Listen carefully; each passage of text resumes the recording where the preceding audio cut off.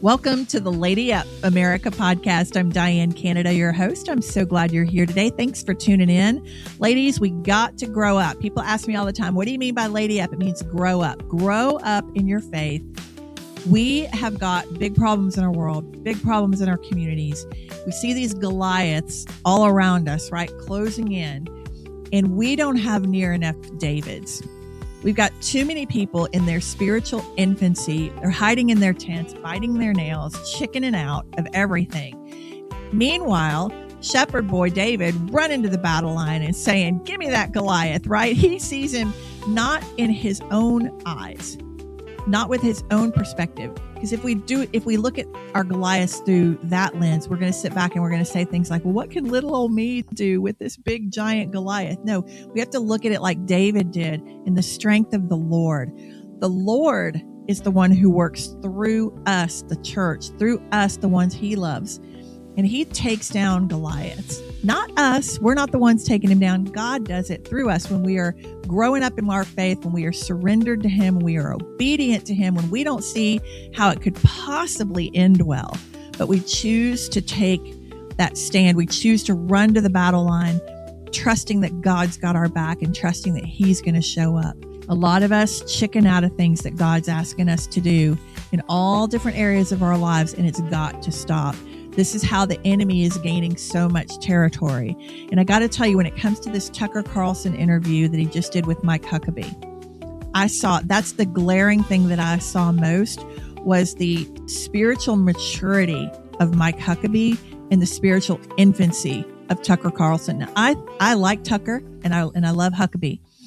When I was watching that, just trying to kind of gauge what was going on, because I was getting a little angry watching it. I got to tell you, when you have been walking with the Lord a long time, God, through the Holy Spirit, God gives us wisdom and he gives us discernment, and that grows and grows and grows and grows. And that discernment is so important because it gives us the truth through the lies, or it helps us distinguish the truth through the lies. And what's happening with Tucker, I think, is he's still in his spiritual infancy. I think he's still learning about God. I think he's searching. I think he's sincere in trying to find the answers and searching, but he's just way out of his league with Huckabee and way out of line in that interview, I think. And I personally think Huckabee handled him pretty well. But I understand the questions that Tucker is bringing. I really do. And I've had a lot of my own friends coming to me with these same questions. I get those questions. I really do understand them, but it just exposes the spiritual infancy in people asking those questions. And certainly Tucker, because he's got a huge platform, and people are putting doubts in the heads of other Christians. And it's going, well, should we be supporting Israel? Well, maybe we should pull out of supporting Israel. Well, I don't know about this anymore. Maybe I need to question everything I know. That's why it's dangerous for him to be searching out loud in front of a camera. We all do that here when we have a platform. I do it too. I'm not saying that he's not being honest and he's not truly trying to figure it out. But the problem is when you're talking about something that important, and you fly into that country and you sit down with that U.S. ambassador and you come at him the way you did, like, I feel like he should have come at him with a lot more humility and a lot more willingness to learn, as opposed to trying to trap him and back him into corners and trip him up every 5 minutes. It really infuriated me. But anyway, I'm going to be talking a lot on today's program about growing up in our faith. I've been walking with the Lord now 35 years. And one thing I can tell you is that I don't know it all. We never arrive, but God does peel back one more layer of wisdom and discernment every year that you follow him. Sometimes every month or every day that you follow him. Every day I feel like I'm getting a new aha moment, like, oh, that's what you meant. Okay. Oh, now I get it, Lord. Like, there's a lot of that goes on when you follow God. But if you insist on remaining in your spiritual infancy, you will never progress.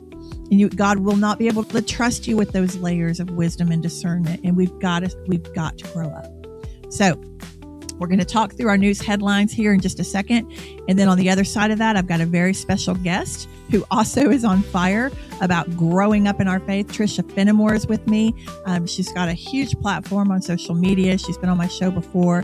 She's got a lot of wisdom to bring. She and I are on fire today, so I hope you're going to enjoy that conversation with her. Right, before we dive in today, I just want to ask you, if you will, to like or subscribe here below. It helps other people discover the show. It's the way these algorithms work. And it also will give you a little bell, a little notification every time a new episode is dropped each week. And that way you won't miss one. I hope you'll want to come back and go deeper and deeper with me into our spiritual growth every week.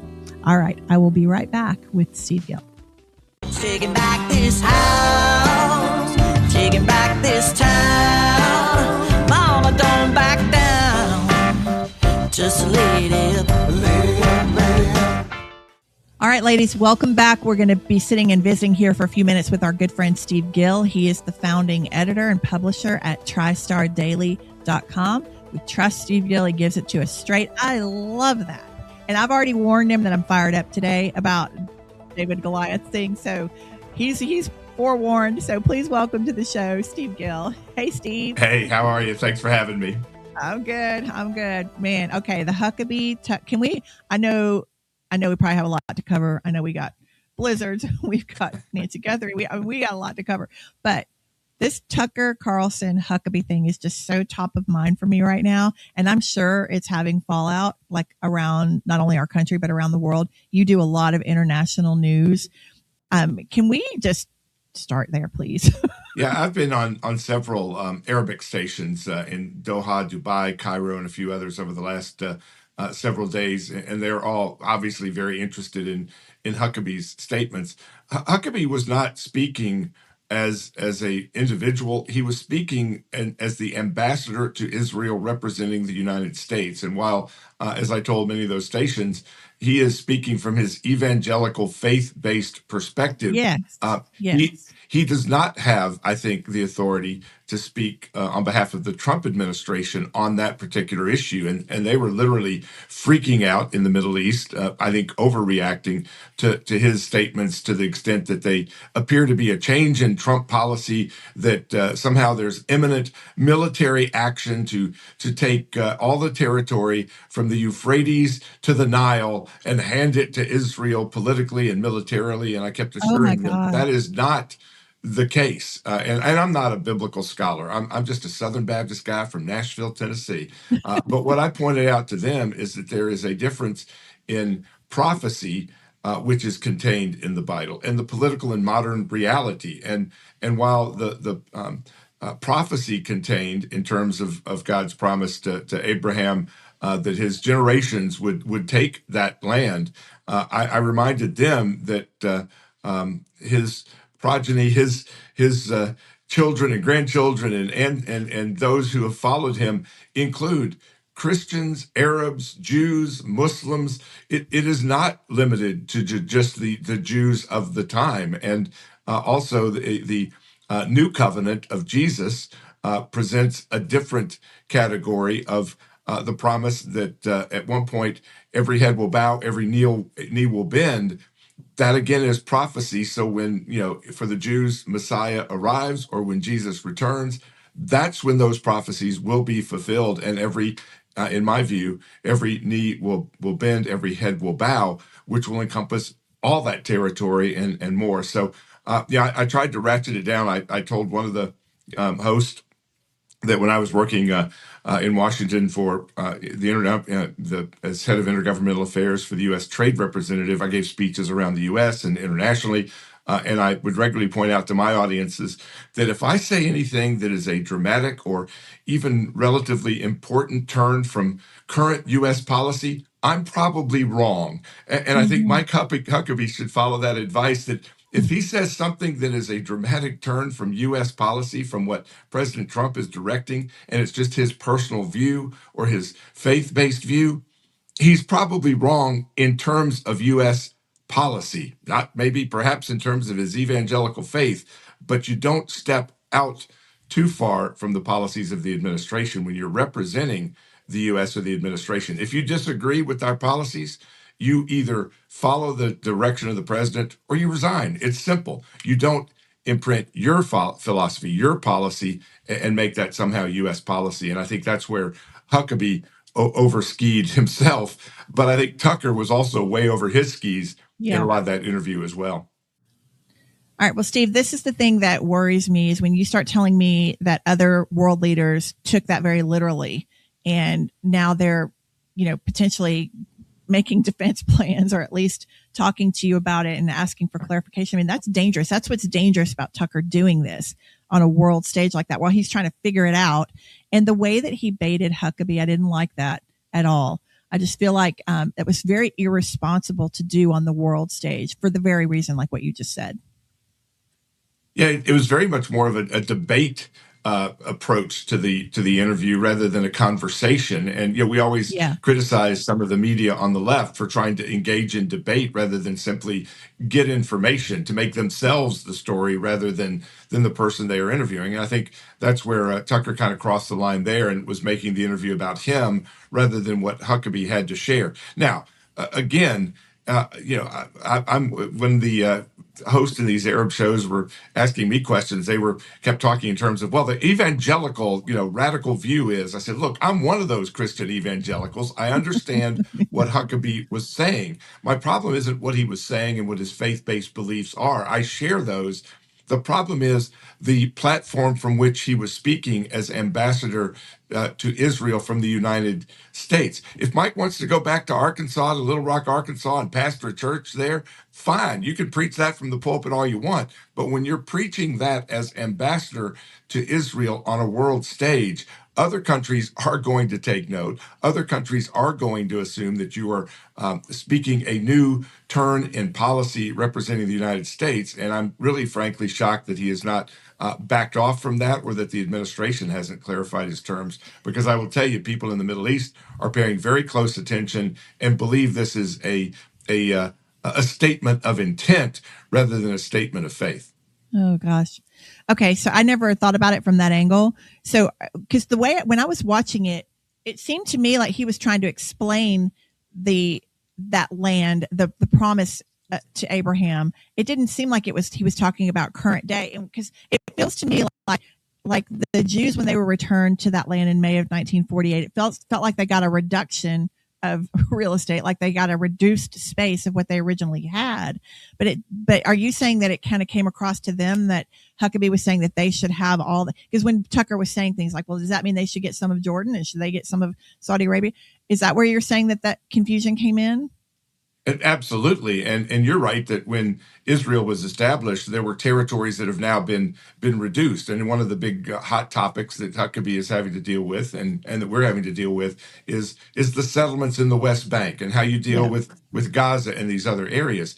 But when Huckabee starts citing biblical prophecy and the promises that were made to Abraham, that promise, we hear so much about from the river to the sea. The river to the sea means the Arabs and the Muslims want to wipe Israel off the map. Yes. They want to destroy them and kill every one of them. Right. Well, the phrase that is used in the promise to Abraham is from the river, the Nile, to the Euphrates, which encompasses Jordan, Egypt, parts of Turkey, Iraq, Iran. It's a lot bigger than the West Bank. And I think that's where the confusion came. And again, it's being ratcheted up by those who want to sow confusion and want to sow conflict. But again, when you're an ambassador, when you're speaking on behalf of the United States of America, you have to be very precise in your language.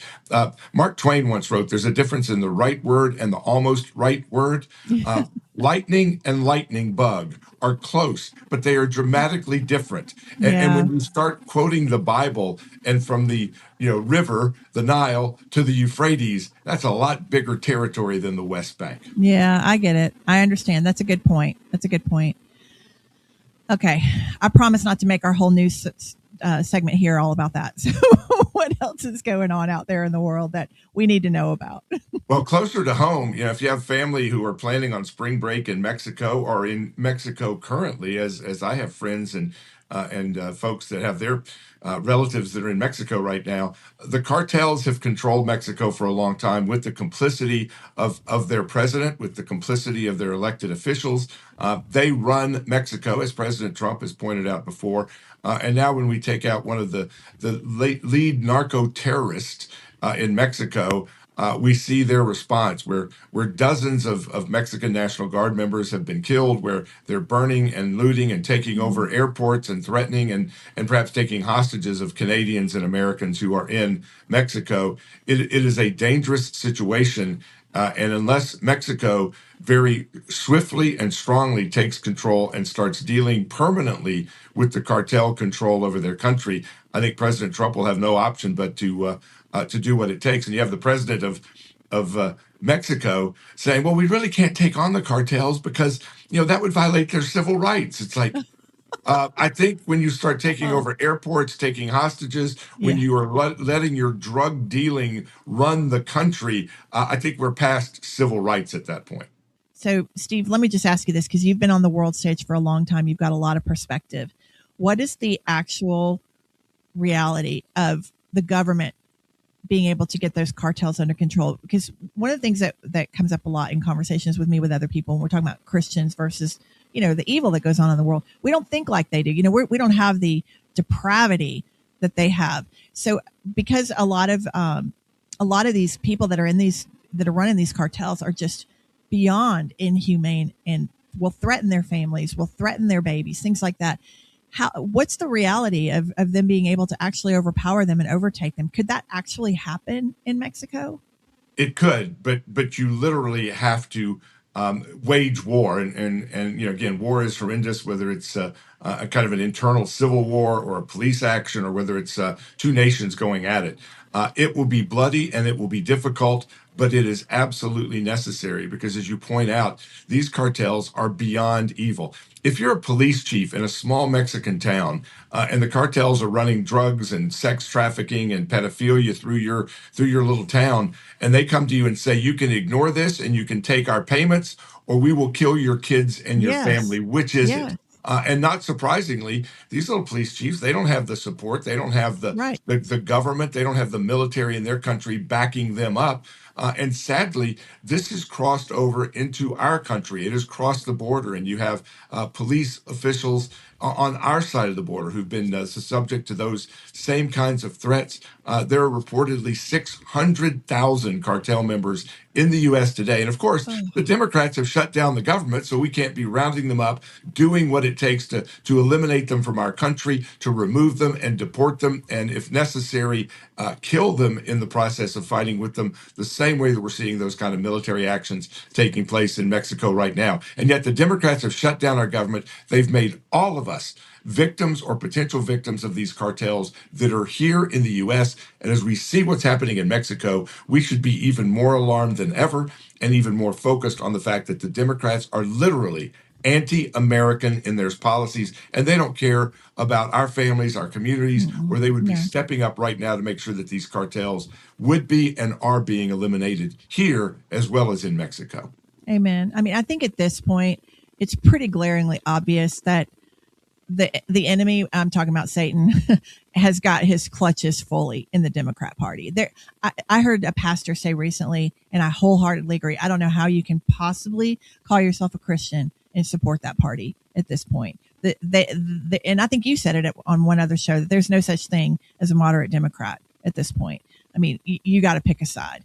And this is the Goliath. These are the Goliaths that I'm talking about in our society. If we look at the cartels, we look at the human traffickers, we look at all these things where that little old person sitting and listening today is going, well, what could I do? What could I do? And, we can't do much personally, but we have Almighty God behind us, and we have the power in our vote, and coming into these midterms elections, all that. We have a lot more power than we realize, and we've got to be run into these battle lines. We cannot let the enemy take territory. And if it costs you something, again, use wisdom, but if it costs us something, then so be it. But it is a spiritual war at this point, is it not? I mean, in all the years you've been covering politics, have you ever seen it this pronounced?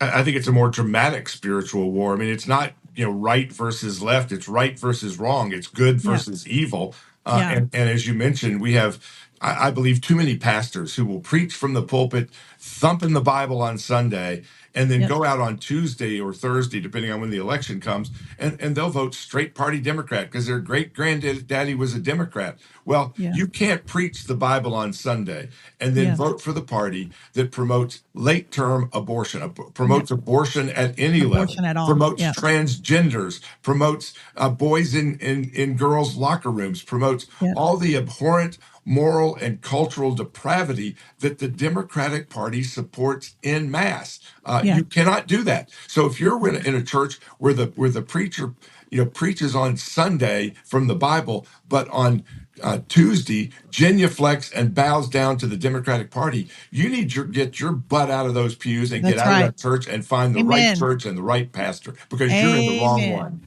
Amen. Preach it, brother. That's that Southern Baptist coming out in you. I love it. I'm a Southern Baptist too. Proud of it. We could use a few more of us in the world. I tell you, because it's enough. I know we had we've got the blizzards going on up north. I mean, I know there's just. Yeah, you get what you vote for. I mean, they voted for Mamdani, and he's raising taxes. He's doing 180 degrees from everything he promised. Like, typically what we get from politicians who promise one thing when they're running. He is driving New York on an even more destructive path than they had been. But look, the people voted for it. They were warned. Yep. They picked that. And sadly, in Nashville, we have the same thing when we've got, Freddie O'Connell, who promised one thing when he was running. He kind of ran like he was going to be a moderate, and yet we're seeing the property tax increases, both the residential versions and the commercial versions in downtown Nashville, that are driving away and out of business the honky tonks and the entertainment sites downtown. Acme Food Restaurant seeing a $600,000 property tax bill coming on the wake of their typical $100,000. You cannot kill the golden goose, and the entertainment in Nashville, the tourism is dependent on this. And it's not only the people in their residences that are getting these high spike property taxes, but it's businesses that are being run out of business. And yet Freddie O'Connell's response was, "Hey, I can't do anything about that. That's not my job." And then the failure to handle properly the ice storm here, and then he appoints a commission to review it that he acknowledges has no authority to do anything. So again, people in Nashville, people in New York City, you get what you vote for. Don't come crying to me when you get exactly what you voted for and then regret your decision. That's right. We used to have a saying when I was growing up, you make your bed, you lay in it. But unfortunately, those of us who did vote differently, the conservative Christians, we've got to put up with it. But I'll tell you, if we would get out there and vote, we could push this back. There's so many more of us than there are of them. People used to say to me when I was on the campaign trail, they'd say, "Oh, well, our country is split 50-50. No, it's not. No, it is not. They got a foothold in these big cities, but there's a lot more Christian conservatives out there than there are this fringe minority. But we just won't go. We just won't show up. We did it in mass. You look on issues. I mean, you look the SAVE Act. The idea of showing a photo ID to go vote. By the way, when Mamdani was asking for, quote, volunteers to come out and shovel snow, they were required to show a photo ID in order to get paid to shovel snow. And yet, even to be paid, not just to volunteer as a good community person, nobody wanted to show up, but they had to show a photo ID that he does not want to require when you go cast your vote. Yeah, but about 87% of Americans support photo ID. Huge, like 80% of Hispanics, 76% of Blacks support photo ID to vote, and yet the Democrats are absolutely blocking it and shutting down the government, not paying TSA, not paying DHS, not paying the federal workers because they want to block photo ID. Even in Somalia and Haiti, they require a photo ID to vote, and yet Democrats want to block that here. So again, we're fighting good versus evil, rational versus irrational, and again, you stay home, you don't vote, you don't participate, it's on you. It's kind of like, Diane, when I would stay at my grandmother's house and I would misbehave, not that it was an unusual occurrence, but she'd send me out, go pick your own switch. It's time for us to have to go pick switches and take the spankings we deserve for our inactivity or our failure to act properly. And we don't need to, we got plenty of branches down in Nashville. We don't just need switches. We need 2x4s. No, same thing. My grandmother would tell me, go out and pick a switch and don't come back with a bad one. You better, or you get 2 spankings, and I will say this one last thing to end. She used to say to me, when she would try to, chase me through the house with the switch, I'd say, you got to catch me. She goes, "Oh no, I don't. I can make you come to me." Oh yeah. Oh yeah. Yeah. We could use could we use some more of our grandmothers in this society. They'd get this society straightened out real quick. Real quick. My Nana, she'd have it figured out like that. Thank you so much, Steve Gill. And ladies, please go to tristardaily.com. Get your news headlines there. Get your news updates there. We can trust Steve Gill. tristardaily.com. Thanks so much, Steve. We'll see you next week. Thank you. All right, ladies, welcome back. We are in our Tea Time Cafe, and I am so excited for you to meet my guest today. She's been on my show before, and it was one of my best rated episodes. I wish I could have her on every week, but she's in pretty high demand. She is currently a best-selling author. She's a speaker. She and her husband have a professional counseling service that I'm going to talk to you about here in a little bit. But best of all, she is a mom, and she loves Jesus. Please welcome to the show, Trisha Fenimore. Hi, Trisha. Hi, it's so good to be here today, Diane. Thank you so much. I always love you. I love your show. I'm excited to be here. Thank you so much. I feel the same way about you. You know, you have, you do these great things offline, but then online, I want to make sure people know that you've got this Instagram footprint. That's how I first learned about you, and then we became friends offline. But I just think you are rocking it. It's like this digital missions work that you're doing. These little short, very vulnerable, very unapologetic clips that you do every day on Instagram, and I love how bold you are on there. I think that has resonated. You're reaching thousands and thousands of people every week. So way to go for Jesus out there. Thank you. I never saw that for myself, but God saw it for me, and he just kept pestering me until I was willing to obey his call. And it's really turned into something that I never could have imagined. All the glory to him, because even just meeting you and amazing other Christians all around the world, I am just so blessed to be part of this community and to be welcomed into the community, especially as like a former atheist, as I was in my life. And so I'm just really blessed to know God and know other people who know God. Yeah. Trisha, I feel like God's bringing all of his kids together. We all have like these different avenues that brought us here, but it just feels like everything's kind of coming to a head in our culture right now, where all of us it feels like we've all kind of reached this boiling point in our soul for what's just this heartbreak and this boiling point that we've reached in our soul for our culture, for our lost culture out there.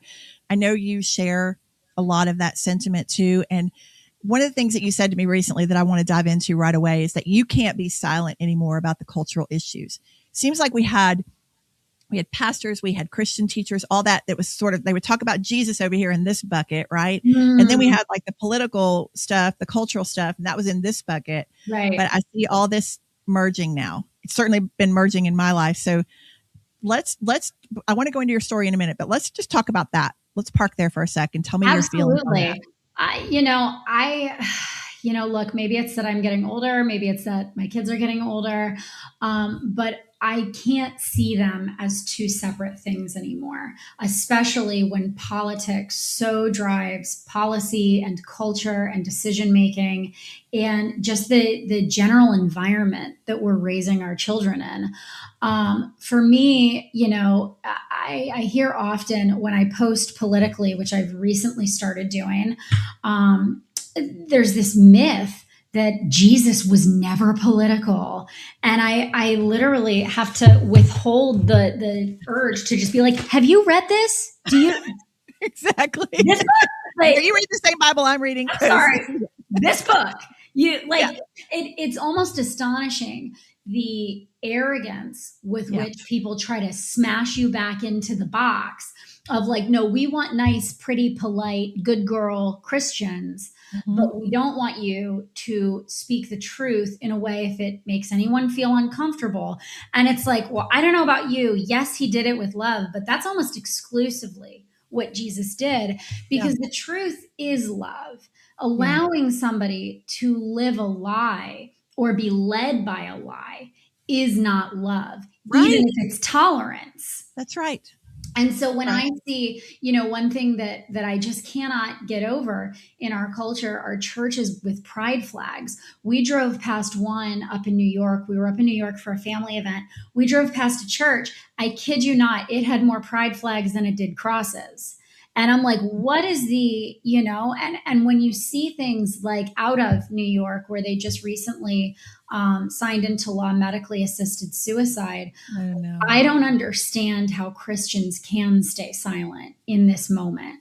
I don't You either. have medically assisted suicide. Being like, how are you not gonna speak that truth and do it with enough boldness where others are then encouraged to too? Because that's the debt of gratitude that I have, are all of the bold Christians like yourself who spoke up back when there were even fewer of us speaking up.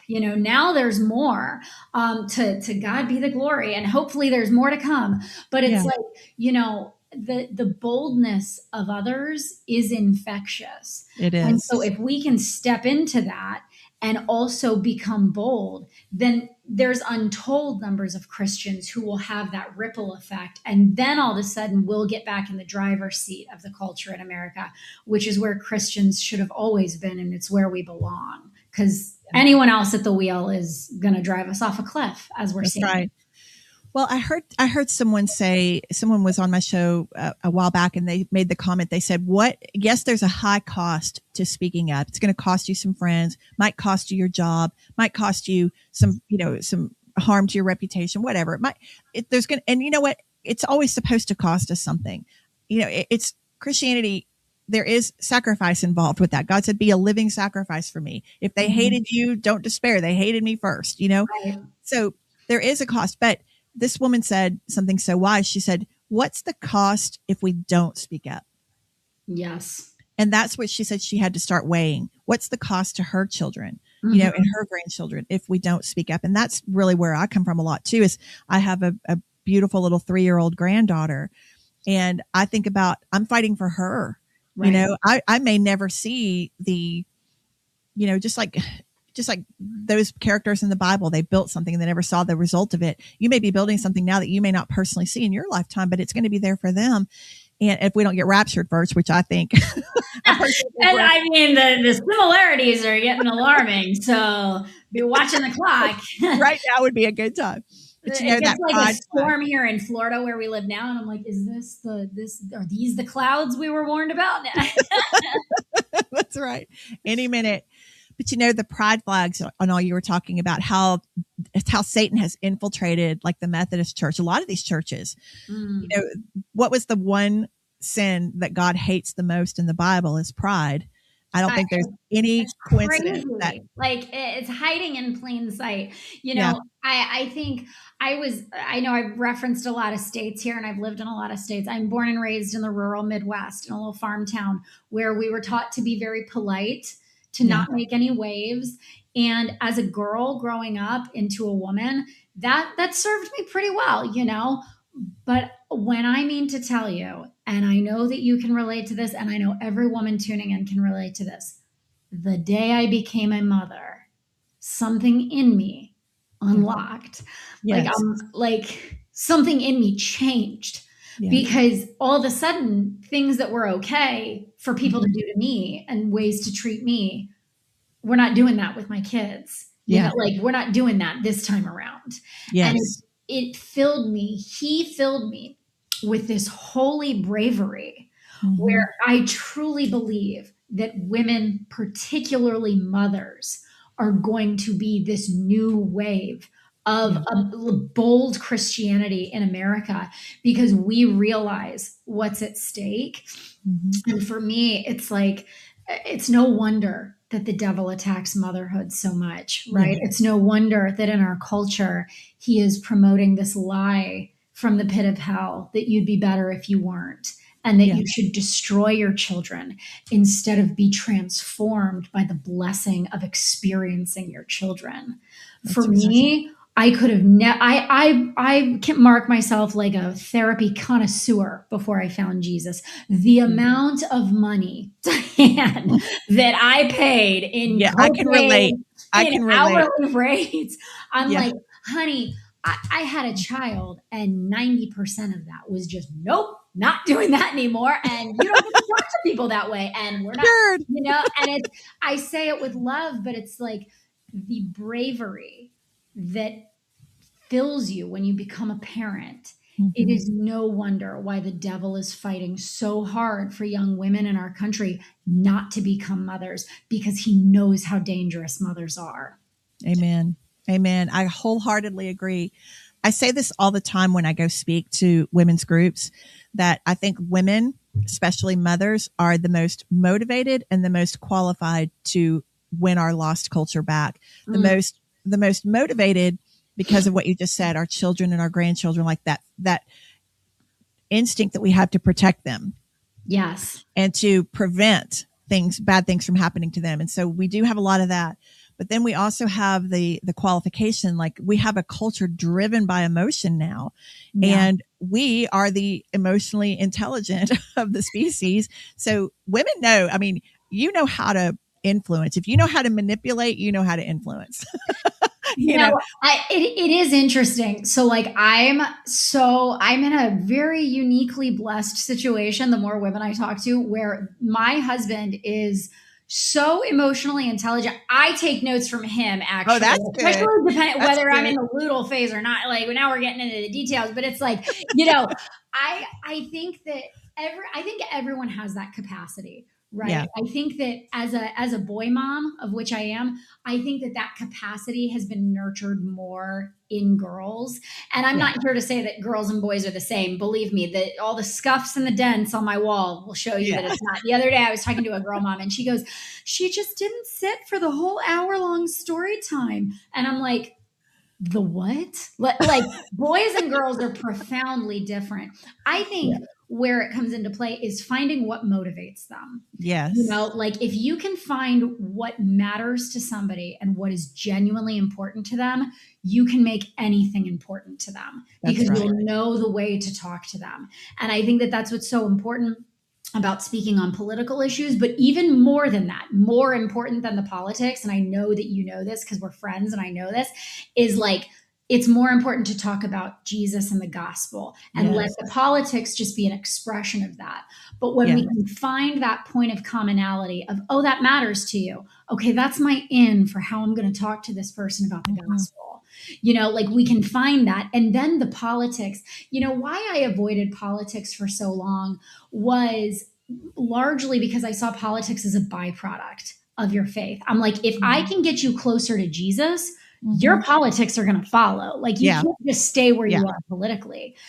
Now, however, I think that the speed with which evil policies, corrosive, pro-death, pro-drug, pro-explicit content, pro all these sins, pro-sin legislation is able to progress through our systems and be signed into law. That's why I'm speaking up now, is because I'm like, it's happening too fast. We can't all be quiet about it, and also to embolden others. Let me take a quick time out to tell you a little bit more about what Trisha is actually doing offline. She and her husband, James, have created an incredible coaching community. It's called the Heart Posture Collective. And this is a very God-centered coaching community, not self-centered. Just so important. We need more of this in today's day and time. This is a place where they offer up to 40 hours a month of personalized coaching, Q&As, seminars, get a daily devotional. There's an app you can download and then be part of the community, other like-minded believers that are in that community. I'm in there. If you're serious about growing up in your faith and you really are ready to dive deeper, then I highly recommend you check out the Heart Posture Collective. You can click on the link in my bio, or if you're on Instagram, or you can click on the link in the show notes here, and it'll take you straight there. And you're also supporting this show by doing that, which I really appreciate. All right. I hope to see you there, the Heart Posture Collective. Now back to Trisha. Like I have a platform. To some degree, there is safety in that, where you'll always have people who will be rooting you on. But it's like other people go to work on Monday as an accountant in an office. And it's like, you don't have strangers patting you on the back and saying, great job, love that. I'm like, I want to be that person for you. If you're standing boldly in your faith and pronouncing the gospel of Jesus Christ, however you can, to however many people you can, it's like, we should all be encouraging each other in that, because that is what this desperately lost world needs more than anything. Yeah, I completely agree. And, just kind of backing up to what I said about the manipulation and the influence, I want to make sure I clarify that when you're in Jesus, your motives are pure. So you are then influencing, as opposed to when your motives are not pure, you're more manipulating. But I think what you said is so true, that we've got to come back to the root of that. That's all in Jesus. Like, Jesus is the answer to everything. I was on a show the other day, and the interviewer asked me, he said, Diane, what do you think is the answer for America? And I said, Jesus. Like, everything that ails us can be fixed in him. And when we talk about therapy, I mean, I was on a steady diet of so many of the motivational speakers for so long. Yes. My office, it was like Post-it wallpaper. I had all the quotes and sayings. The affirmations like I used to post on my mirror. Yeah. Never came to fruition, by the way. Like, no, it doesn't stick when the chips are down, because it's not a real person like that. I was taking in so much of that I was thinking that would help me when I was hurting, or help me when things went wrong. Yeah. And I also went through a lot of years of therapy too. And it just, none of it ever stuck. It was like when things would fall apart in my life again, because I was still on that destructive path. When I would go through the next thing, all of that stuff just sort of fell away, and I still didn't know how to navigate it. I didn't know how to handle it until I came to Jesus. Real relationship with Jesus, not knowing about him, but actually knowing him. Yeah. That is when, and I'm not going to say we still won't have bad things happen. We will, but we know how to navigate it. Like, we have the tools, we know. So in this culture, when we're dealing in conversations, whatever, that Holy Spirit that's in us now as believers, he gives us the wisdom. Like, it's so amazing how he shows up and gives us the words. Yeah. One of the things that I really believe about you, as I've been just observing you, is you are so wise. And I know you've come out. Let's talk about your story a little bit, because when people say, why does a good God allow suffering in the world? Or how could a good God allow you to go through the trials that you went through? Like, where was he, kind of thing? What would you say to that person based on where you came from and where you are now? Mm-hmm. Let's talk about how real relationship with him is transformative. Yeah. So this is the crux of every atheist. And I say this as a former atheist. And I know I'm saying a lot when I say I was one of the meanest and most militant atheists, because I know the spirit in that movement, but I really was. I mean, even a whiff of Christianity, and I just hated the person. So pride goeth before the fall, because here I am on social media talking about Jesus now. Like, if 19-year-old me could see 38-year-old me now, she'd have a lot of questions. But here's what I've come to learn is the argument for atheism is largely one based on presumed logic, right? Like, it assumes that humans are intelligent and that we're smart and we're logical. And we have that capacity. But when you look closely enough at each life, you're kind of like, oh, you're kind of a disaster. Like, how smart are we really there, Richard Dawkins? No, that was pretty dumb. Yeah. All these disastrous people. But it's like, look, I'm reminded of an act of violence that was done to me by somebody in my past, a young man. And when I think about that experience and the trauma of that, and then I went on to using drugs and alcohol as coping mechanisms that led to all the things. And, when I think about those negative experiences and the truly transformative power of Jesus, it was one of those things where I had faith for a long time before I truly brought that issue to him. And I do want to just call out, because I know that military people and like advocating for them is so near and dear to your heart. I did have one therapist of all the myriad therapists. I had one who offered profound wisdom, and she honored my faith and she shared faith, but she also practiced a technique called brain spotting, which is a technique used in the US military. And when she said, like, do you want to try this for this trauma? I was like, well, if it's good enough for veterans, it's good enough for me, let's give it a shot. And it truly was transformative. And I think that I don't want to too much bash, counseling and all these things. It just needs to be rooted in the right thing. Is it rooted? It's got to be a Christian. God? Yeah, exactly. Yeah. Is it leading you back to Jesus? Is it, helping you get closer to God?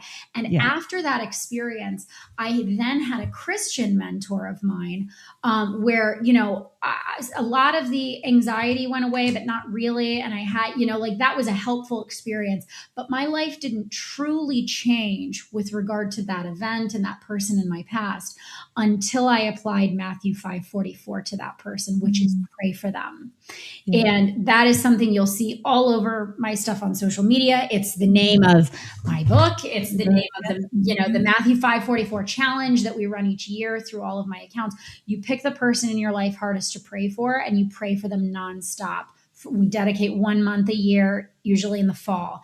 And what changed about that is it, and how it answers your question is just this last year, we had it was the 3rd annual Matthew 5:44 challenge, the biggest one yet. We had a chapter open in South Africa where people, we've had bracelets, people make their own all over the world. We're going to have international shipping this fall, but it's up until now, it's people in Africa, people in Australia, people across Europe, people in South America making their own. And of course, people all over America participating in this challenge. And why it came to be was because I did that for that young man.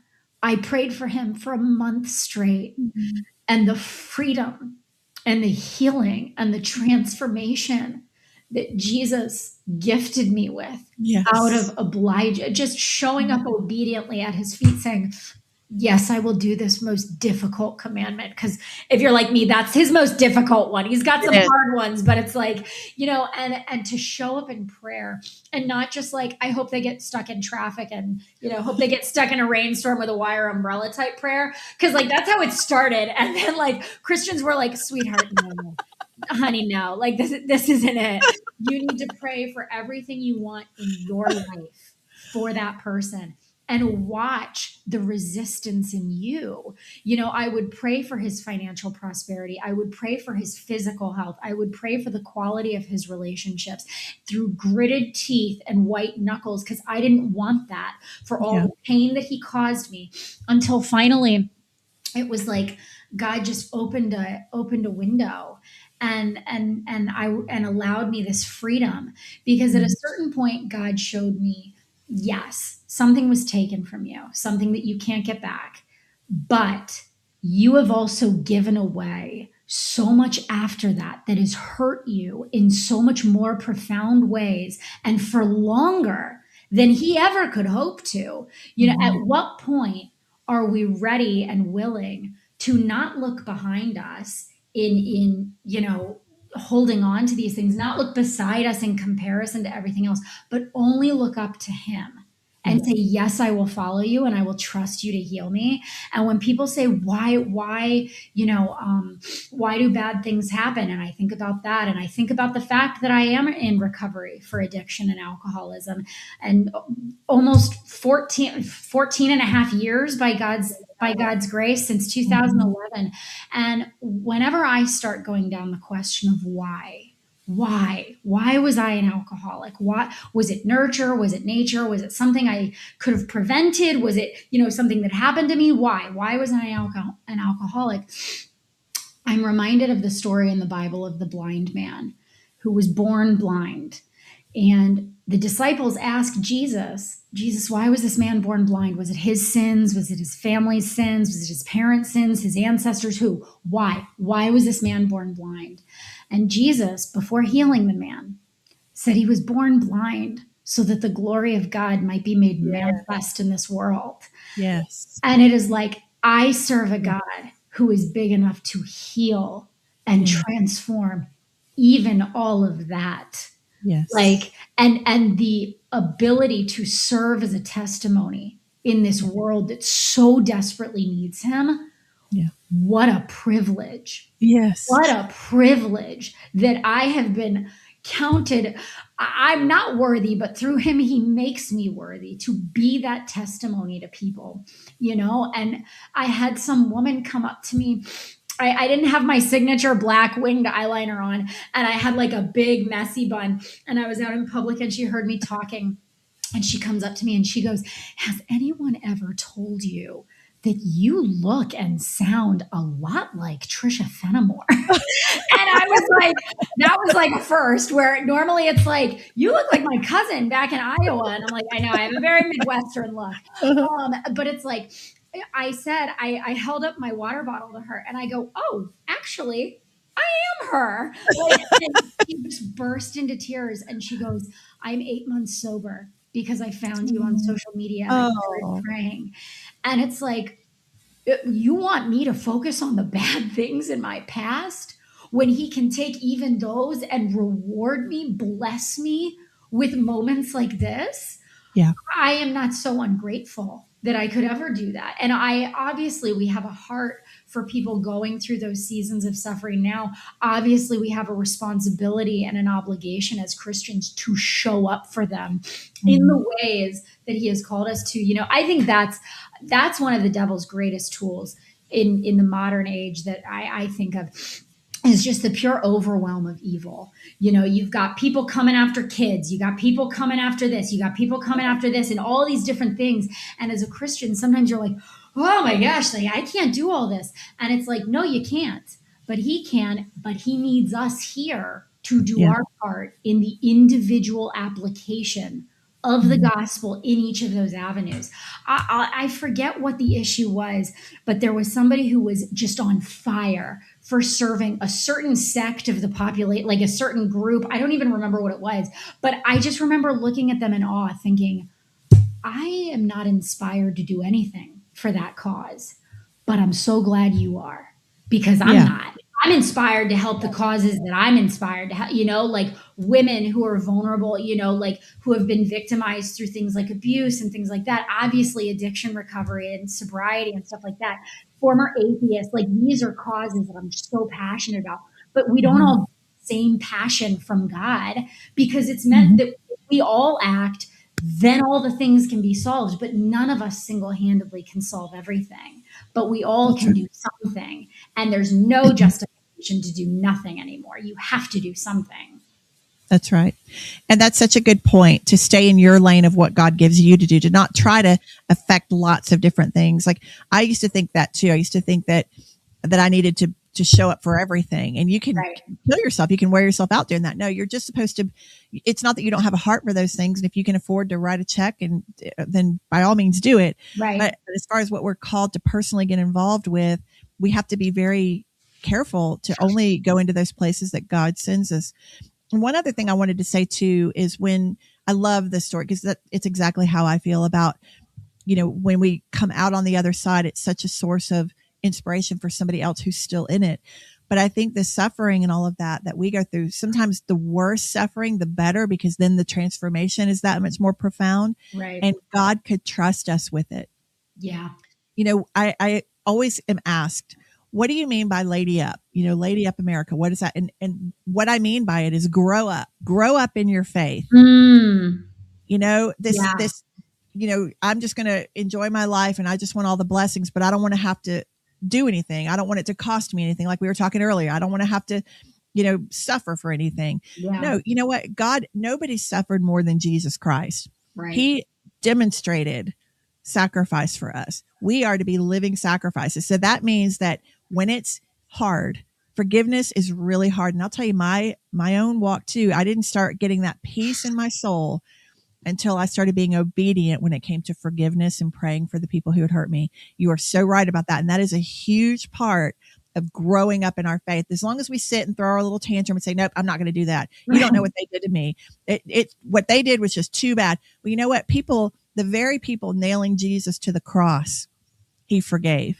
That's right. He prayed on the cross. Yes. I'm like, I want to shake every atheist by the shoulders, because they're like, I can be a good enough person on my own. And I'm like, are you on that level? where you're literally being murdered and Yeah. for no reason, and praying for the people who are doing it to you. Yeah. And there's not a single honest human on the planet who could say that. You know what I mean? No.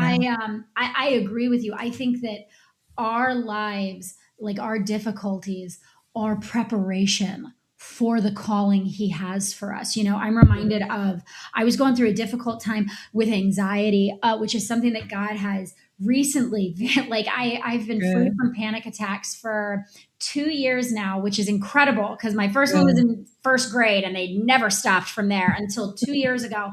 And I just kept showing up. I kept knocking on the door. I kept asking God. And anxiety is really not even an issue for me in my day-to-day life anymore, which is such a miracle. But Good. back when I used to struggle with it, my church, my local Bible-based church, had an outreach program where once a month, a group of congregants would go and serve a meal to the local homeless community. I don't know what the politically correct term for homeless is, but I have a lot of friends who used to live on the streets and they call it homeless, so I'm going to call it homeless. And so I would go because that is something that I recognize as somebody in recovery for addiction and alcoholism. While I never experienced it, I lived in poverty and I recognize how close I was to experiencing it. And to this day, if it were not for his grace and his strength keeping me sober each day, I would be there, but for the grace of God, go I. And so I became active with this volunteer group at our church.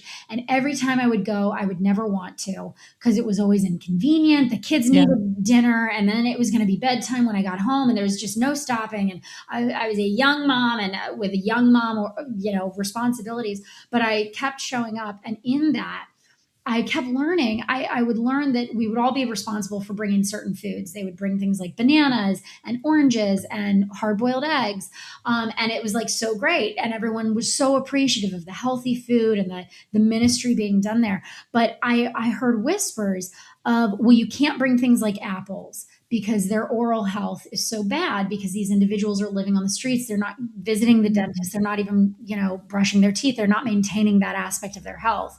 And as only God could orchestrate it, one of my very first viral videos was about my trip back to the dentist after addiction, after years of not going.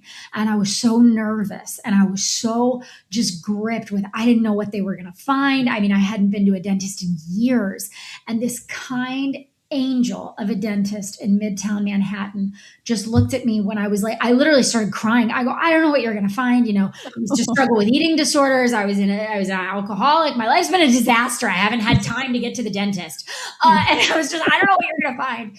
And he just looked at me with the kindest eyes and the kindest smile and said, welcome back.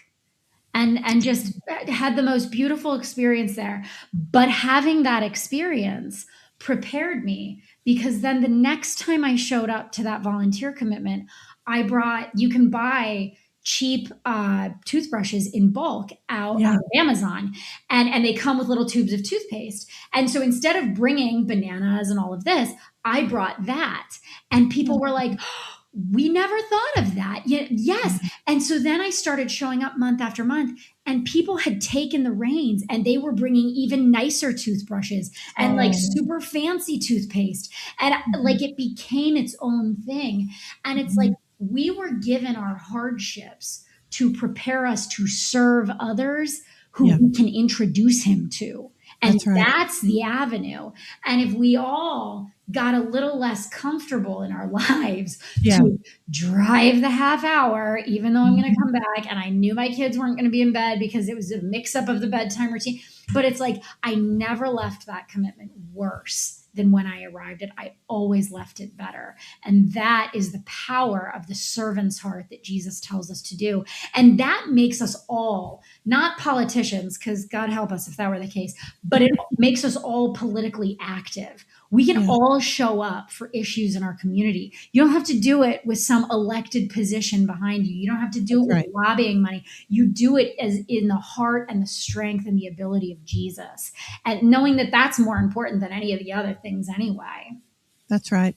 And, there's nothing more powerful than being in the company of someone who's walked in your shoes. Yes. Your testimony. This is something that God has shown me a lot lately. And I know you You are very open about your testimony too. I'm very open about mine. I've always been an open book. Like, Right. you know, I'm a songwriter. You bare your soul when you write songs. Right. You know, it just, it's not because you want to be unwise. Like, I think even with that, you have to use God's wisdom in how you walk that out. And I don't want to be encouraging people to go TMI everywhere, right? There's got to be wisdom in a measured way that you do that. That's important. But you know, my ministry is women and moms specifically. Well, I've been crushed in the area of motherhood with my own experience twice. You know, and most women who watch this show, most of you all know my story, but you know, the early part of my life, I left home early, running from a very dysfunctional home, married into an alcoholic marriage it was frying pan into the fire. It was abusive. It was terrible. Yeah. I was trying to amicably get out because I had been that tug of war kid with my own parents. And I was trying to, you know, with my son who was born in that marriage, I was trying to get along and not involve courts. But my naivete over that cost me my son. He used that naivete. He was considerably older, had a lot of family support. I was unstable as they come, and no family support. And so he ended up with custody of my son when he was 1.5 years old. I didn't think I'd get up from that one. I did not think I would get up from that one.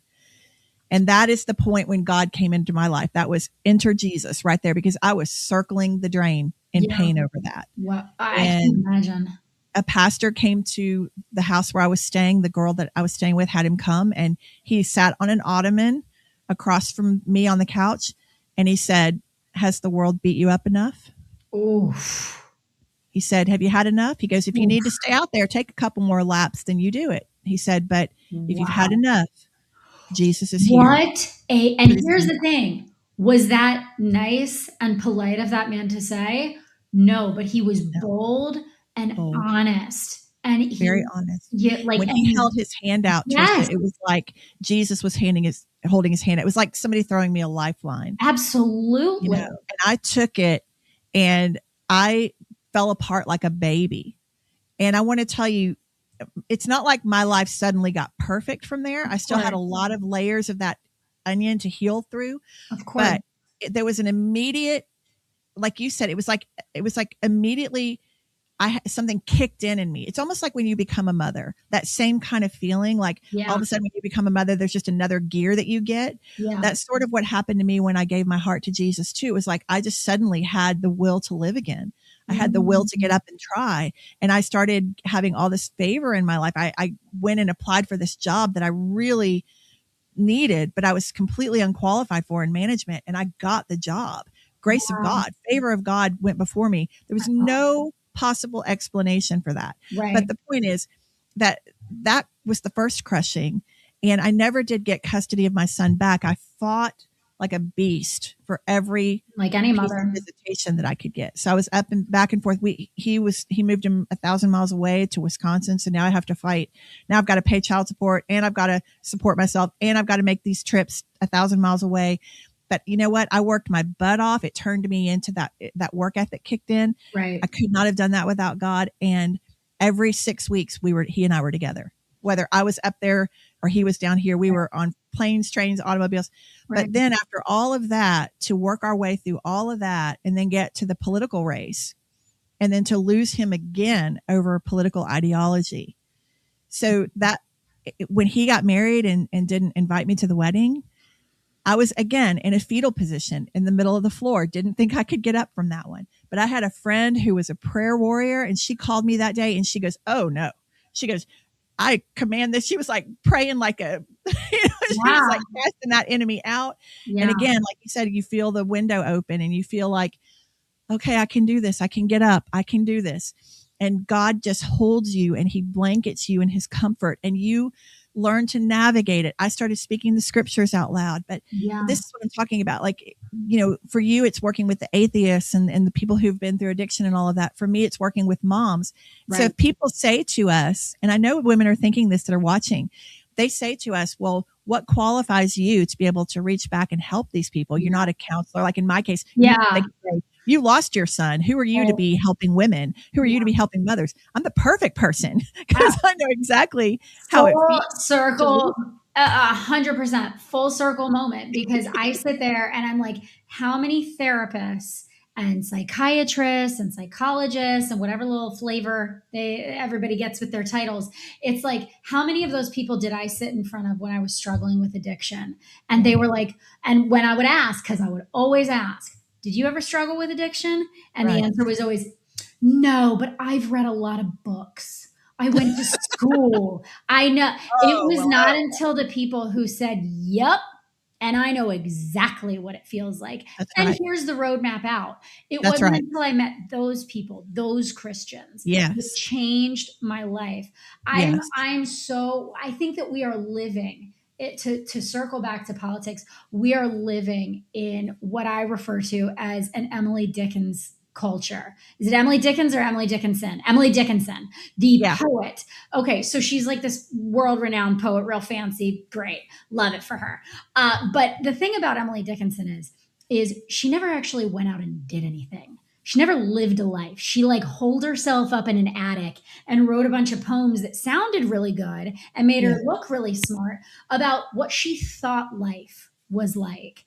And when I look out on the absolutely demonic forces impacting our culture through politics, particularly those of rampant drug decriminalization, which, I mean, you're laying the bricks for people to go to hell. Like, you're the bricklayer for the devil at that point, when you're literally handing people syringes to inject. I hear this term, the safe injection site. There is no safe injection site, because there is no safe way to inject those drugs. There's no safe way to do those drugs. So stop lying. But it's like, I look at that and I look at an Emily Dickinson culture. I look at people who have no real world experience of these matters, reading a bunch of books, writing a bunch of things that make them look really smart, and it sounds really good and it sounds like it should work, but in the real world application of it, it all goes to naught, because it's not based on real experience. And that's why I'm so passionate about Christians getting off the couch, putting down the phone, and actually showing up with their testimonies, blameless as he's made you. To be like, you know what? Like, yes, obviously. And I do think that's so important, is to not do like the TMI sharing. For me, my metric is, has he brought me to a point of healing with it? Because if not, it's too soon to share it. Exactly. If I haven't fully healed it, it's too soon to share it. When he has healed me, that's when I look back and I'm like, oh, now we can use it. Oh, good. Let's get to work. You know, because before the healing, you're just contributing to all the noise in our culture. Exactly. It's like a support group. Yeah. Let's talk about the solution here. Right. And it's only through people using their real life experience to get up and get to work that this culture in our world is going to change. Because the academics who we have seen repeatedly examples of being like largely brainwashed. I'm working on something where I'm like, I think it's like full on cult programming. I've been reading about cult programming and about how they strip away holidays, how they strip you away from your family. And I'm like, there's a lot of similarities here with a lot of what's going on in politics. And it's like, I think that we all need to get to work and live out the experienced healing that he has gifted us with. And you're so right about, you're so right about the healing being the kind of the benchmark on when it's okay then to start sharing your testimony. Not like God says that our the power of our testimony, that's one of the biggest ways that he wins people is through our testimony. But there's got to be that victory, or at least if you're on the tail end of going through it and you've seen some smaller victories, even if you're not completely healed, but at least you're seeing the small victories, you're maybe a little ahead of somebody else and you can say, hey, here's the way out. I can see the stream, right? Here's the way out. But once you are on the other side of it, and I'll tell you, when I ran for office in 2020 is when God had me tell my story for the first time. I had never told it. Yeah. And one of the things that prompted it was I knew that my opponent would dig for that, because that's what people do when they run. Yes. It's, you know what? And there's I think it actually might have been JFK or RFK who said, if you have a problem, hang a lantern on it. Now, a whole thing could be done on whether or not they actually oblige by that. I'm not here to get into that. I will say it's a great tenet where it's like, if we bring up our shortcomings and say, oh, but God delivered me, it's like, how are you going to use my shortcoming against me? Exactly. Like, that's what I thought. I'm like, I'm going to tell the story. I'm not going to let him tell it. Bingo. And God gave me the courage to put it in a book. And it was just a little small book, but it was the very first time that I sat down and told it. Yeah. And I thought, I'm going to get out ahead of it before my opponent has a chance to twist it. It was that, I'll just get out ahead of that opportunity for him. Right. But then when I put it out, then people started asking me to speak on it. Wow. And so I've only been telling my testimony for the last 6 years. Yeah. And before that, you would have never heard that come out of me. I like never, ever, ever in a million years would I have ever told somebody publicly what I'd been through with my son. Yeah. And again, I think that it's those acts of obedience when God's he told me to run for office. He told me to tell my testimony.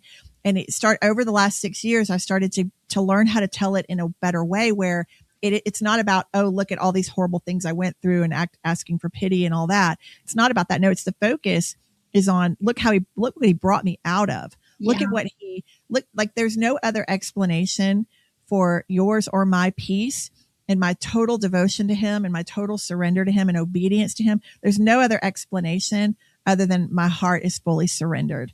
And like, there's no other explanation for the transformation of my life except him. Right. And you have a lot of authority when you've come out of it. So I would encourage women watching to learn from you and to learn from me. Don't be afraid to tell your testimony. It's one of the strongest witnesses we have in this culture. But I feel like we got down that rabbit trail, and I'm sorry if I took us down. Oh my gosh. I think I was once told that shame will keep you stuck and shame keeps you silent. Both of those. It's the way the enemy silences your 100. The enemy would love you stuck in silence, so he's going to use shame to do it.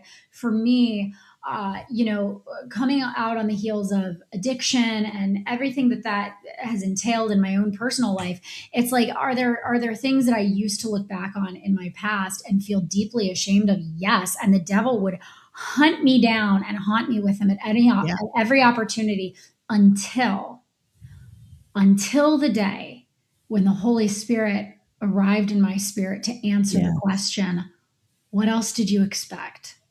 Yeah. You were living a life far away from God. Yeah. What else did you expect of yourself? Right. And that's why I think that the gospel says that there is no shame and condemnation in those who are in Christ, because it's like, before Christ, well, honey, what did you expect? Exactly. Well, what were your expectations of yourself? That you were going to show up to this broken, holy, screwed up world and somehow make all these moral, perfect decisions and bat 1,000 and do all the right. Honey, what did you expect? Yeah. And it was that day where I realized my total reliance upon God, where I'm like, the only thing I am proud of in my life is to say that the only good thing that you could see in me is him. Like it is me opening myself up to him. There is I'm just speaking on behalf of myself.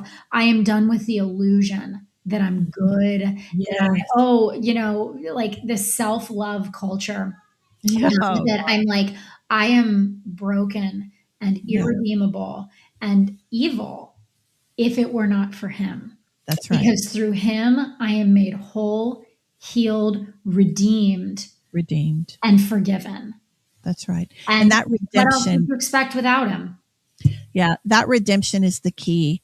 You are not who you were, and even through that healing process, every day his mercies are new every morning. And the people that'll say, oh, well, I screwed up again. I made the mistake again. Like I think the biggest difference was you can't, if you're really honest about surrendering your life to him. And I mean, it has to be full surrender, inviting him into every nook and cranny of your life, not just church on Sunday, whatever. Yeah. It's got to be, you got to let him into all those dark, ugly places, and he will heal and he will redeem. Yeah.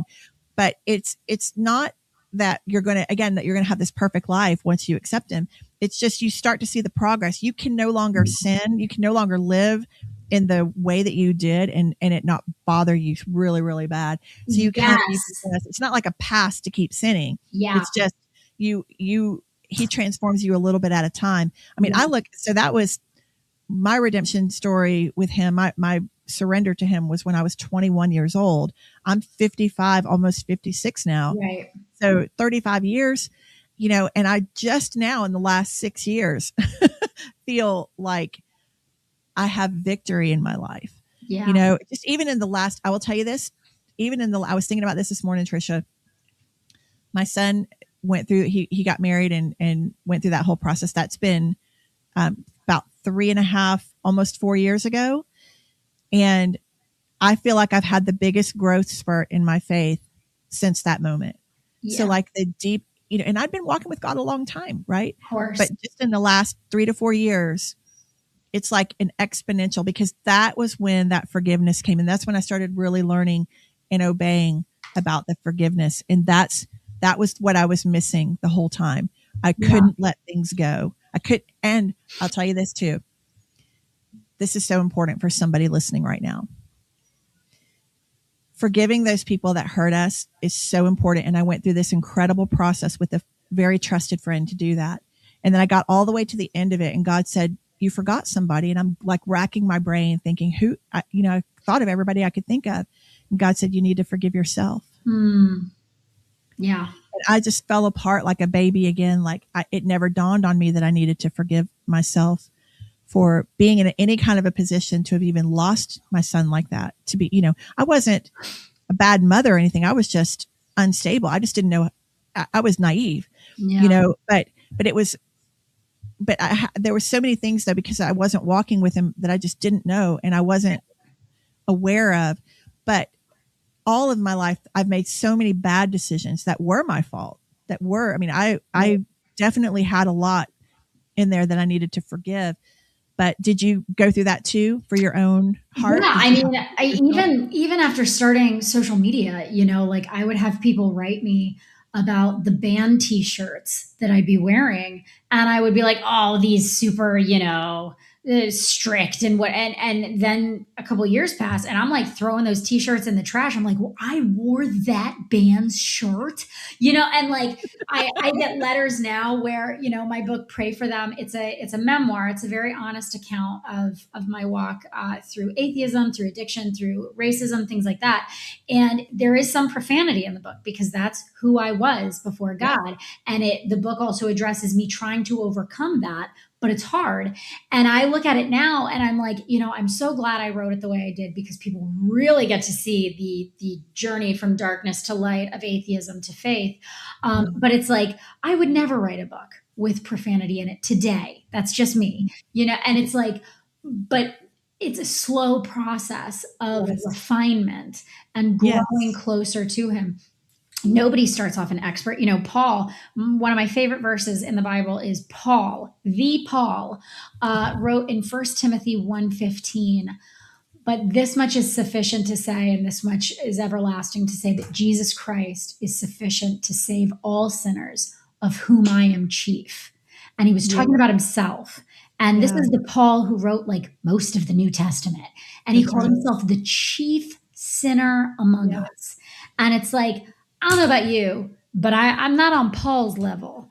And so it's like, we all are human. We all have things like that. I still have things like that where I look back and I'm like, I said, what? Like I got that impatient, like things like that. But it's like, that's why we need to continually seek him. I think that pain has a profoundly holy purpose. And when you talk about that day of your son's wedding, and I think back to day one of sobriety, I'm reminded of what I call 5 minute at a time prayers. And that is, for me in early recovery, everybody knows the saying, one day at a time. Yeah. For me, that was way too long. One day at a time is an eternity. I couldn't even make it to noon, and so I would pray 1 hour at a time, 1.5 hour at a time. I would pray 5 minute at a time prayers. And I know these prayers of God, get me through this next 5 minutes. Get me through this next breath. Just carry me through this next moment. And it is only that level of reliance upon him that creates the type of faith that we need, I think, to be sustained in this world.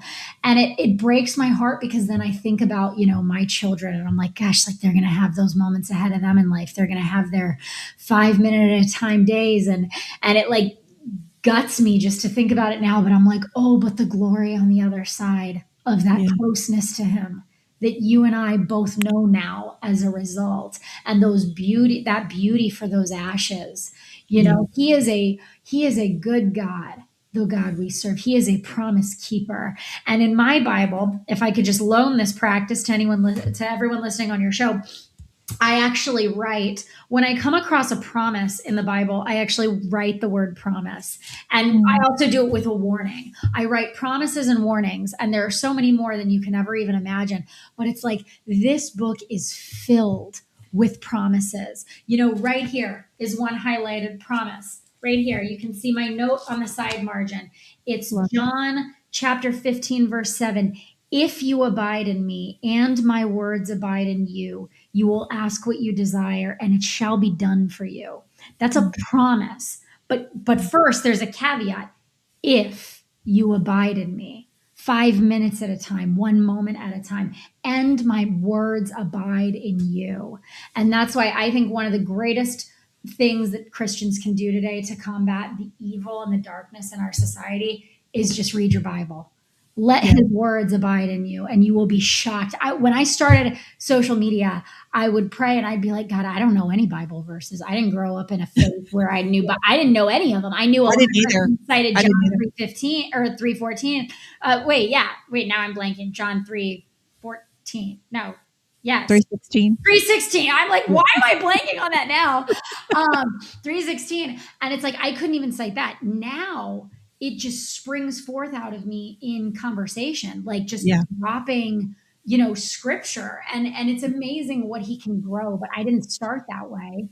The day I prayed my first prayer as a former atheist and surrendered my life to him, you got to grow in that, Yeah, you don't, and there's no shame in that. I don't think there's any shame in that, but it is important because if we know, a couple things I want to say.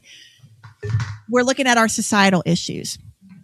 I think the reason why so many people are so lured into this deception or lured into these horrific policies is because they don't know the truth. They don't know because anything sounds good, right? If you're not rooted in that word of God, if you don't really know what God says about it, then any conversation or any explanation or reason can sound reasonable. But the thing that somebody said the other day is they said, and I thought this was so wise. They said, when you're trying to identify a counterfeit bill, you don't study, like if you're trying to train yourself on how, like let's say clerks at the store, they're trying to train themselves on how to identify a counterfeit, dollar bill. They're not studying. You don't learn that by studying the counterfeit. You learn it by studying the original. And then when you are really clear on what the original looks like, then you'll be able to immediately spot the counterfeit. And I think this is what's happening in our society is we don't know the word of God. And so we can't spot the counterfeit, the enemy, the luring and deceptive narratives that are going on.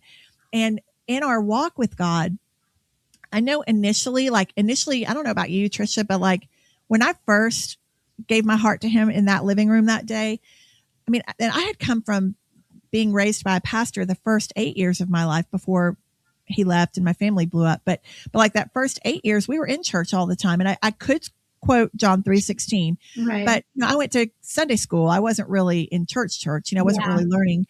I knew a couple of the Bible stories, but I wasn't really rooted in that. And then when he left and all that, then everything about God to me just seemed like, why learn it? Because my family blew up. So what was the point?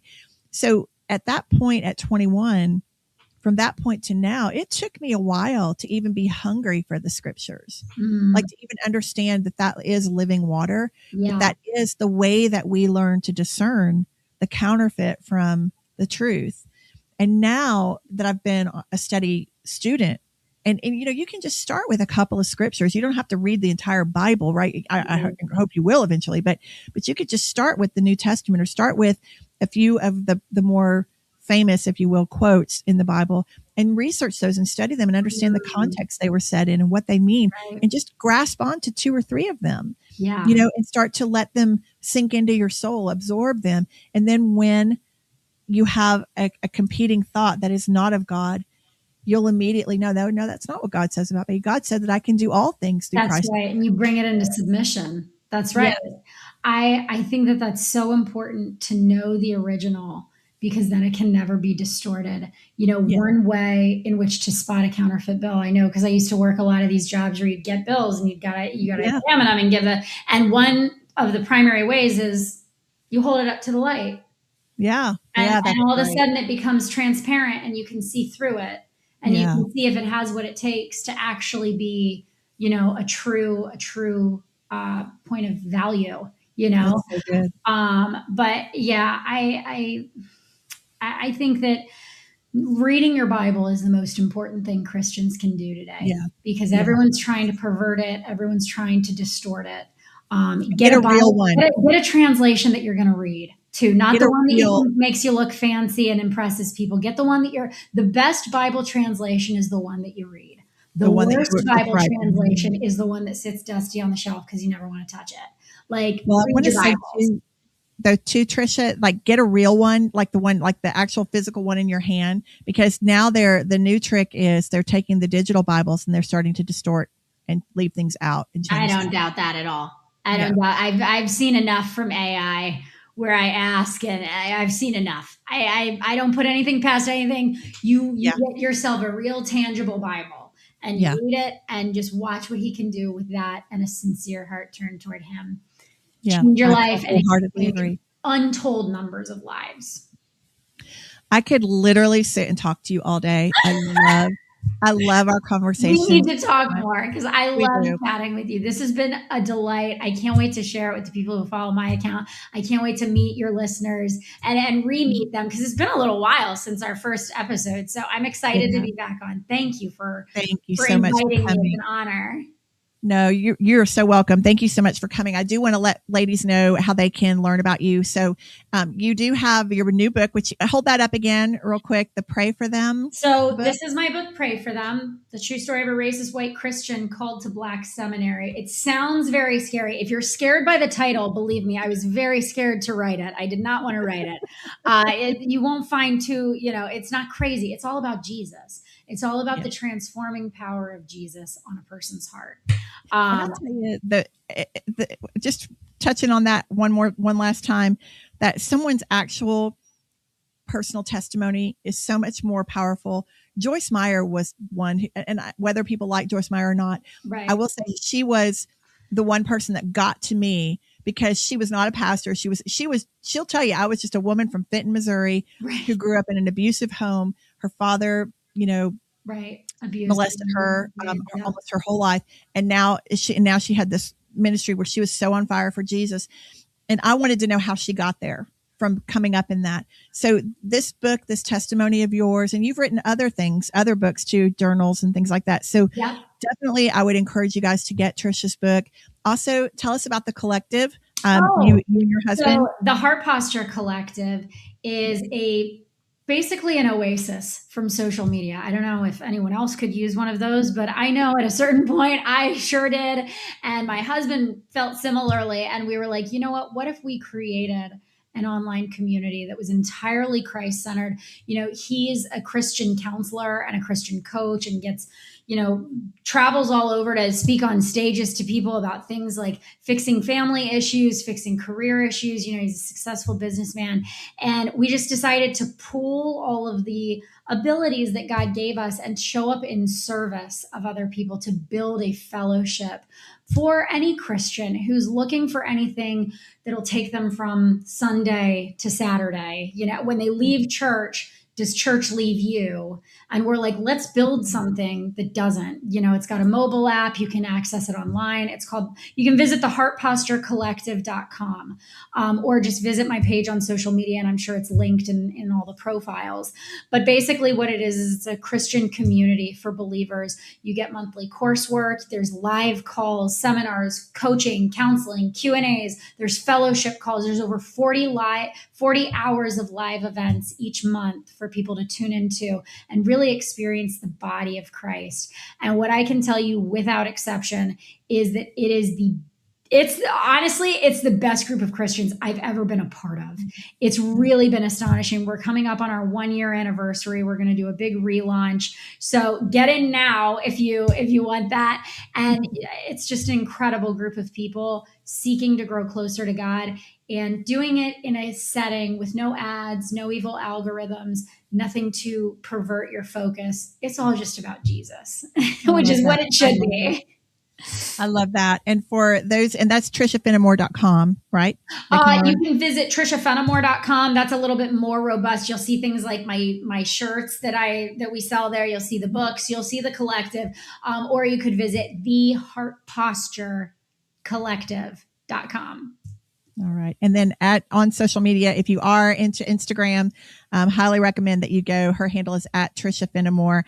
And right now I'm looking at your feed right now, Trisha. On Instagram. Yeah, it's on Instagram, TikTok, and Facebook now too.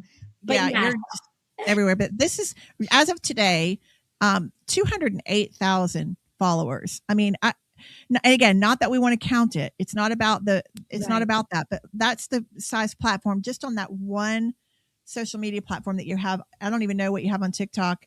It's probably more. Actually bigger, if you can believe. Facebook's 442,000. Wow. And TikTok is 81,000. But God is moving in our world. He is moving. He uses cracked pots, right? He uses those of us that have been cracked pots and together. Crackpots. No. He can use you, ladies. Your testimony can reach back and touch other women that have been through what you have. Nothing like someone who's walked in your shoes. So, Trisha, congratulations on just being. What should I say? Congratulations on the maturity in your faith. Aww. And the way that God's using that in your life to reach so many women. Like, I applaud you for your obedience. I applaud you for your courage. And I am just so excited to continue to watch you grow and to see you're a blessing to me. Thank you for pouring your wisdom into me, because I watch you every day. And I love your heart for the Lord. Diane, I have to say, I love your courage for the Lord. That is one thing that when I think of courageous women of faith, you are at the top of the list. And I hope you know that. Like, it's been such an honor to know you these last few years after we first met. Mm-hmm. And I was so humbled and honored that you asked me to come back on your show. And I'm excited for the next round too. We'll do round 3 here soon as well. We will. All right, ladies, I hope this has been such a blessing for you today. Please go to Trisha, Trisha Fenimore, Fenimore, TrishaFenimore.com. Make sure you follow her on social media. Get involved in everything she's doing. It'll be such a blessing for you. I know it will. She's been a blessing for me. So I vouch 100,000%. I feel like I could sit and talk to Trisha Fenimore all day long. I just love that girl. And I love what God has done in her life. And as we've been reiterating over and over and over again today, we need to grow up in our faith. No more excuses, ladies. We have got to have more Davids on the field. The heart of David. I want that to just be pumping inside of you, using wisdom, letting the Holy Spirit guide you, of course. But there is a Goliath somewhere in your life that you're avoiding. I know, because I have them too. We all have a Goliath somewhere. And I want you to just start imagining that heart of David pumping inside of you, asking God to give you more of a heart of David to stand against your enemy, to stand against that Goliath. And let's push this evil back in our culture. No more wounded warriors. Let's grow up. Let's let God heal us. Let's surrender. Let's obey. Let's forgive where we need to forgive, all those things, because we no longer have the luxury in this moment in history, in these last days. We don't have the luxury anymore of being offended, of being Chicken Little in our tents. We don't have the luxury anymore of acting out and just blowing our top. We have got to grow up. We've got to show the world that spiritual stability. We need to attract as many people as we possibly can to him, so that when Jesus comes, which I think is any minute, we're taking as many with us as we possibly can. That is what's going to matter in eternity. Politics, all this stuff, yes, it's important. Yes, it's a battlefield. Yes, we need to be on it. All those things. But with that eternal perspective. Our audience that we live for is an audience of one. And we want to get to that throne room of heaven and him to look at us and say, well done, my good and faithful servant. Not Chicken Little's in the tent, David's on the field. All right. I hope this has been a blessing to you. Please, please, please stay in touch with me. Let me know in the comments what stood out to you most in this. I hope to see you back next week. And by all means, lady up. Bye, ladies. Taking back this house. taking back this town. Mama, don't back down, just a lady.